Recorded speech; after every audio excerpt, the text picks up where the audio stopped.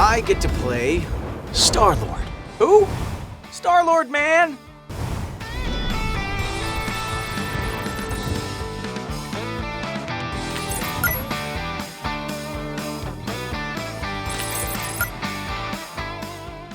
Man, Star-Lord, my favorite thing about him is the fact that as a superhero, he is more of the voice of the regular person. You know, he doesn't have all these crazy powers, even when he's out there in space. You know, there are some very special elements of him, but he uses blasters and jet boots that don't always work. And he makes a ton of old 80s music references, and he's really kind of a voice for the person who's watching or reading the comic books or playing the game. And I love that element of him, his ability to kind of speak to the viewer or the player without having to speak directly to them, just through his worldview of this whole galactic mess. You know, I'm from the Midwest. Star-Lord is originally from Missouri, so I had a leg up with trying to figure out his voice, but it's less about the voice and more about just kind of this nonchalant attitude in the most dire of situations. And there's a lightness about him, but because of that, there's also a vulnerability to Star-Lord that some other superheroes just never display.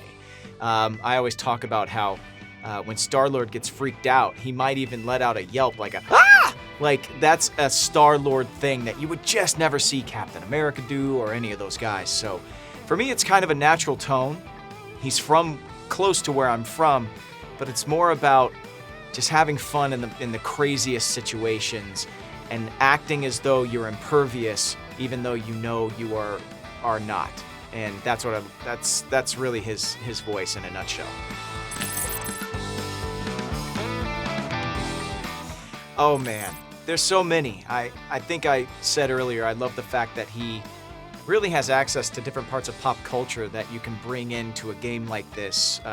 You know, I got to say, to boldly go where this man has never gone before. And it's, you know, it's takes like that Star-Lord gets to deliver that not every other hero would even have spent time or have the knowledge of where that line comes from. So that was one that I really loved. And then I love Star-Lord's ability to just constantly have a running narrative in his own head, even in the middle of a big speech. You know, worlds colliding, things are ending. That is a total bummer. But what we're gonna do here, and it's just those little lines that Star-Lord says that are just so fun. He has a tendency to make it about him, and in the midst of that, almost have a conversation with himself in the craziest of circumstances. He's so much fun to play. I mean, what blew me away about seeing the art today is the fact that you can play this on your phone. It's insane. It looks so crisp, so clean. The frame rate is crazy. The action is, I mean, there's so much happening constantly, and the fact that I could take that with me is, forget about it, man. I'm excited.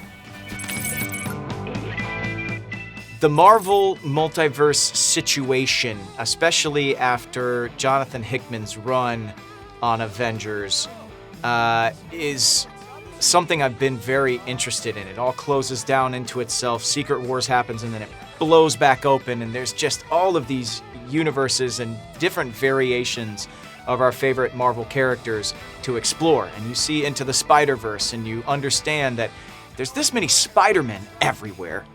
How many Star-Lords do we have? How many Rockets do we have? How many Groots do we have? And the ability to explore all of that and see all of that through the lens of a game like this is, I think, what really has me most excited. Oh, you know what? I just say thank you to the fans of Star-Lord out there, because the way you love that character allows me to play this character. And I love stepping in the jet boots every single time. And, you know, I think you guys better buckle up, because this is going to be one heck of a ride. And thank you beforehand for playing and loving it. Marvel Future Revolution. Download now.